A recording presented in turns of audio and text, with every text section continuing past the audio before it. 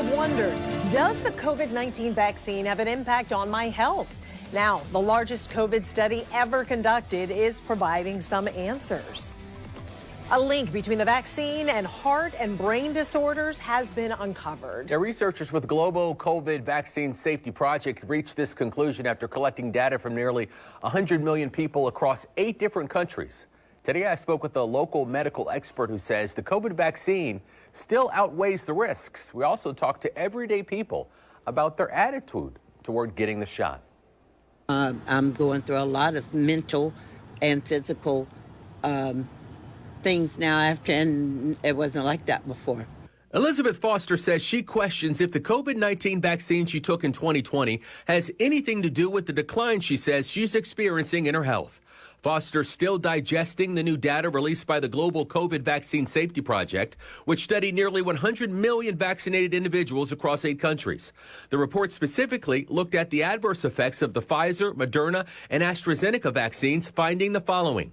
The study links vaccines to slight increases in neurological, blood, and heart-related conditions like myocarditis, pericarditis, and Guillain-Barré syndrome. For instance, out of the more than 99 million people studied, researchers observed only 190 cases of Guillain-Barré syndrome in people who took the vaccine. Researchers stressed the association between the vaccines and adverse side effects does not prove the vaccine was the root cause for the illness. And I think what this study confirmed is pretty much what other smaller studies have said in the past, and that's the following. Number one, vaccines have risks. I think only a fool would say vaccines don't have risks. Dr. Jonathan Cantor, who's an adjunct scholar at the Penn Center for Clinical Epidemiology and Biostatistics, reviewed the study and still contends the benefits of the vaccine outweigh the risks.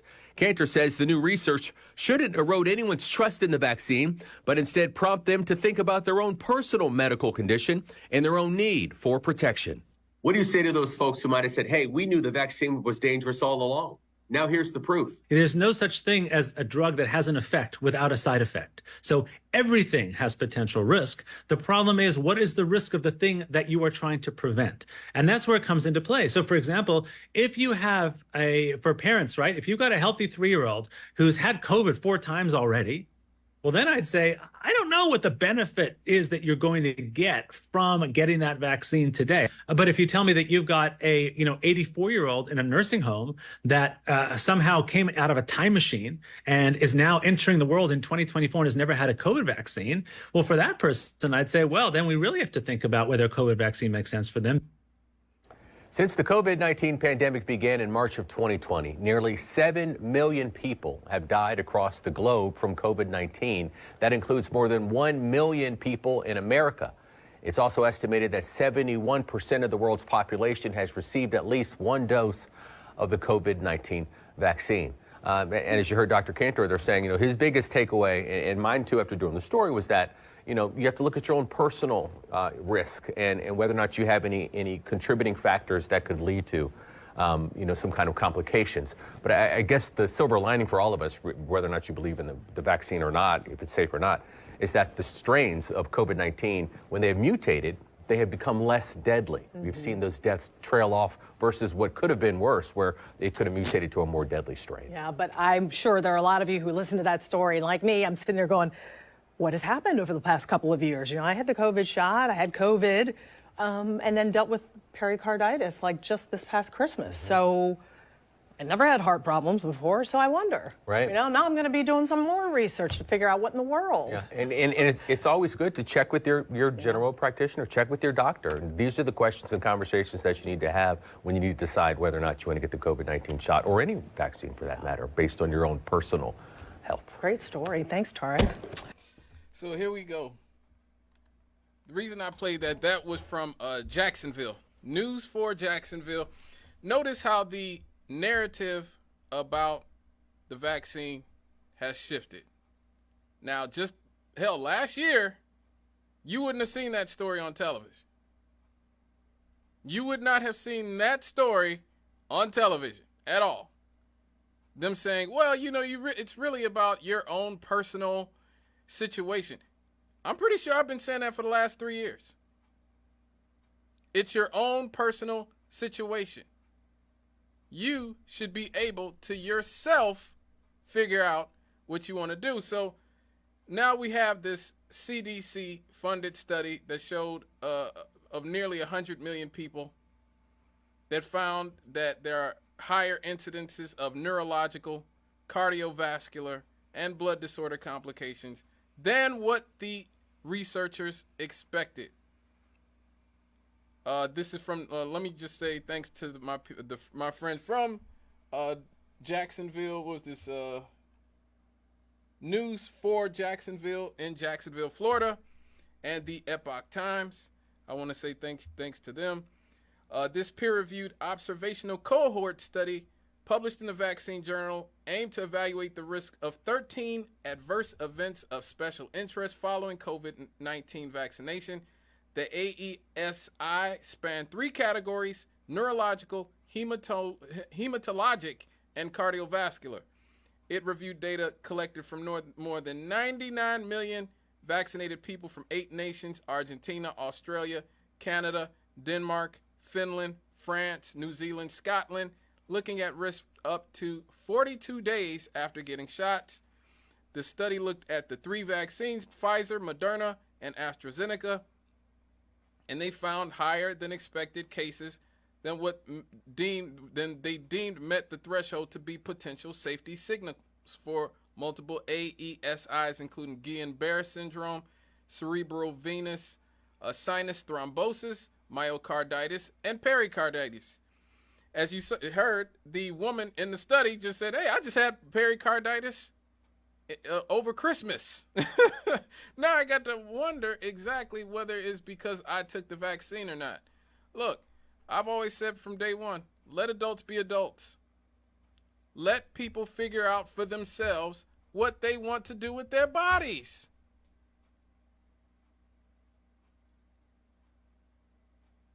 But time and time again, we had this situation forced on us. We had people who lost their jobs because they would not get the vaccine. What if you get the vaccine and you don't need it? You don't have any comorbidities. You're not an elderly person. You're not morbidly obese. And then now you got pericarditis or Guillain-Barré syndrome.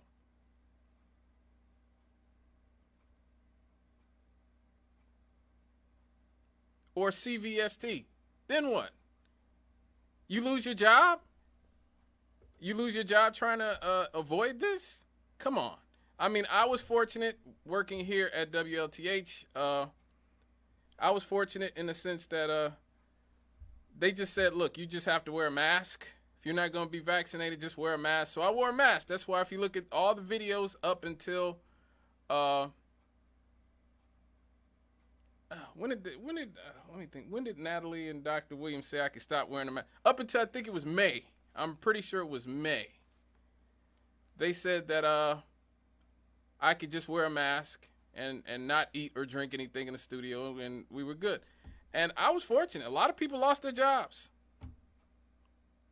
A lot of people lost their jobs.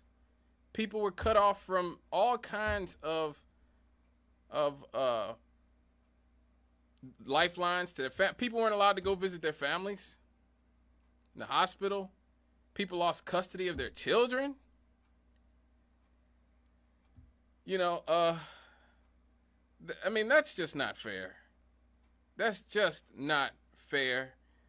And I think it's important to remember that, once again, we know, and we've always known, that the vaccine never stopped you from getting COVID.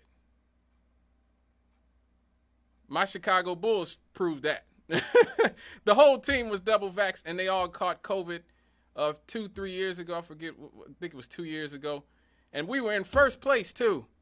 And then everybody just has to start missing games due to COVID. And I'm like, oh, no. Oh, Lord. And the Bulls ain't been in first place since. So we already knew that it didn't stop you from catching it. So ultimately, like the story said, it is up to you, your individual situation. My individual situation, your individual situation. That's what it should have always been about. Instead of forcing people, telling people they'll have to lose their jobs or be cut off from the world, basically, because they don't want to take something that we're not 100% sure of the consequences. That was never fair. Let me get to these phone calls. Hello, caller. What's up? Okay, Scott, It's all good. you was an honorable man. Thank you. Scott, way before, look, my African doctor, the lady, way before this mess got started, she had told me that this mess was coming. But I had been doing 2 vapor asthma forever. All she was explaining to her patients was just do 2 vapor asthmas a day. Scott, you know I've been all down in Jackson, all around COVID, and this mess never came. Look, that vaccine, the way she explained it was, that vaccine was a mess up. All the world, Pfizer and other pharmaceutical company had messed up, and they wanted to make their money back. Just 2 vapor. Scott, do you realize how many people I've been around? But see, she had warned me way before this COVID. She had warned me probably a year before this COVID got started. She knew it was coming. Now, how did that African doctor find out that this mess was coming? I have no idea. And she said it was going to be blood clot. And sure enough, there were blood clot. But don't worry about it. And she said the vaccine was coming. Don't take it. 2 vapor asthma a day will keep the blood running thin. God, you wouldn't believe the places I've been. Look, all I do is just wear a mask. Now, everybody else I know, people that took that vaccine, God, you know the people that had COVID and caught COVID. And the way my 2 vapor asthma a day, remember now, the way she explained it is nothing but a blood clot. And the way you stop the blood clot, 2 vapor asthma a day. Wow.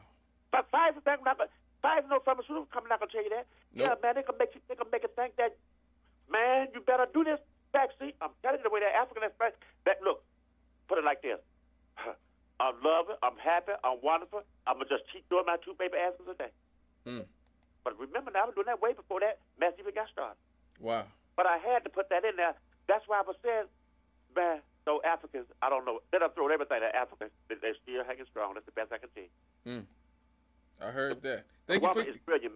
She's brilliant, man. So with that, I'm going to leave it. I'm not a medical doctor, but I love my African doctor. Okay. Well, Be all good, right. man. Thank you for your call. Hello, caller. Hey, can you hear me? Clear? Hello, caller. Can you hear me? Can you hear me? Yes, I can hear you. Okay, so I'm glad the last caller has said what he Hold said. on a second. Could you speak up some more? I've got you turned up, but you need to speak it to the phone. Is this better? Oh yeah. You're way better. Okay, so I appreciate what the last caller said. I'm gonna be brief and I'm gonna hang up. Okay. So first of all, my question to you is, what do you say to the people who are brainwashed into thinking that we just have to do this just because the CDC and okay, that's my main question. And then the other thing I want to say before I hang up is, and this is not me making up nothing, so I decided not to get the vaccination, and then my older brother decided not to, but then I got a sister and a brother and mother, they decided to. And like you said before, everybody decides what they choose to. I agree with that. But the issue came later when I had a cousin who's only a couple of years older than me who developed blood clots not long after she took the vaccination, and luckily her doctor caught him in time. Another friend, same thing, got blood clots, and this is 2 females.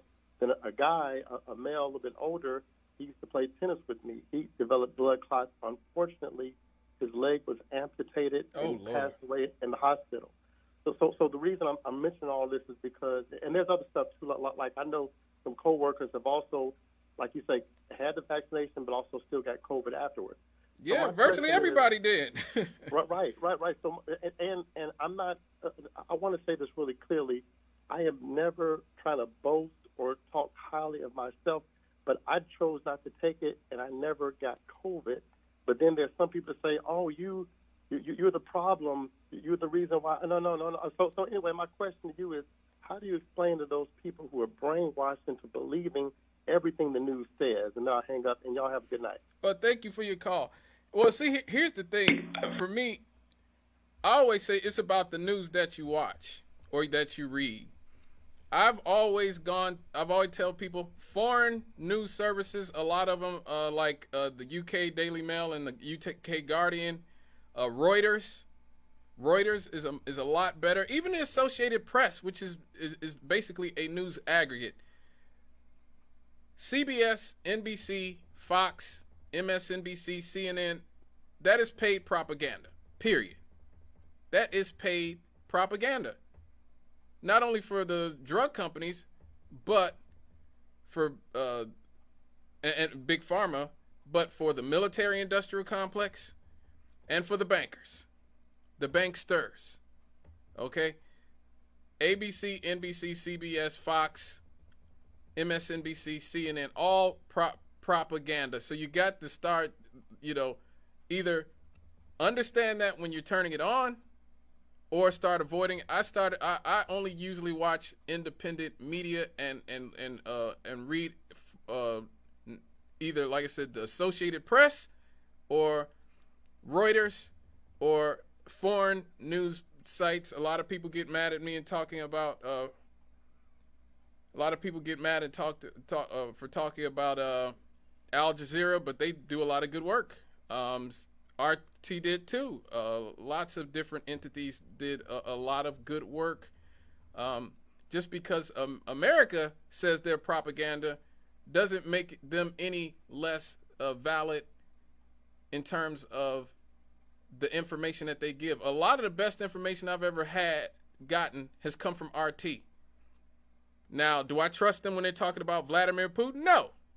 Russia Today is not going to tell 100% the truth about Vladimir Putin and about what goes on in Russia. That's why I don't go to them for that. But a lot of times when it comes to stuff that's happening here in America, including stories on Gary, they've done stories here on Gary. I didn't even know this. What the heck? Different entities, different news entities. Like I said, you have to look outside of the corporate media. The corporate media will have you, as Malcolm X said, hating the oppressed and loving the oppressor. And that's just in anything. That's in the military industrial complex, the prison industrial complex, whatever. These are the people who will tell you that, if you're not racist, you support Joe Biden when he's the one who mass incarcerated all of us. So I mean, like the media is propaganda. Okay? It is propaganda. Simple and plain. You have to tune the corporate media out and look for alternate sources. Look for journalists with integrity, people like Chris Hedges, people like Breaking Points. There's journalists out there who do have some integrity. The Gray Zone, a lot of people who will not just give you the spoon-fed corporate media. I actually found a really good news source recently called Ground News, ground.news. And the great thing about ground.news is that it is a news aggregator. It gives you the story from just about every news agency around the world, and it sorts it out so you can tell what is left wing, what is right wing, and what is down the middle. And so they let you decide for yourself what the truth is, which is how it's supposed to be, instead of being propagandized like the American media. Let me get this caller. Hello, caller. Hello, caller. Hello, caller. Buddy. Can you hear me? Yes. I'm right there with you. All right, listen, I just heard two scientists call in. I want to weigh in. I'm not a scientist, but let me tell you this. Okay. You remember Doc. Now, wait a minute before you answer that. Don't say nothing. I can't hear you. Could you say, do I remember who? Do I remember who? Don't you remember Doc? Oh, yeah, Doc. Okay, don't say nothing. Hold on. Don't say nothing. You remember Doc, right? Doc used to call your show. Doc used to call that station before you had another empty wagon calling in. Now, listen to me. Listen to me, son. Okay? All right. Now, Doc used to call it, where is Doc? Where is Karma? You know that show that comes on and they're looking for her and she travels around the world. Where is Doc? Leave that alone. When I asked you about Al Jazeera, you act like you didn't know what station that it was. I told you about that. You said Al Jazeera. That's because it's called Al Jazeera. But listen, okay, I heard you spell your name with 2 K's, okay? Now, we're not going to get off into, that part of it, okay?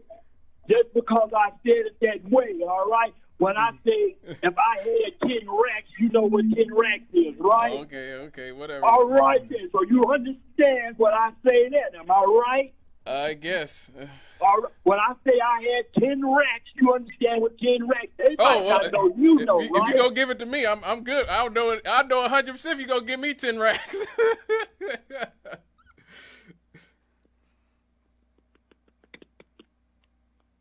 Hello? Oh, well, apparently our caller had to hang up. All right, folks.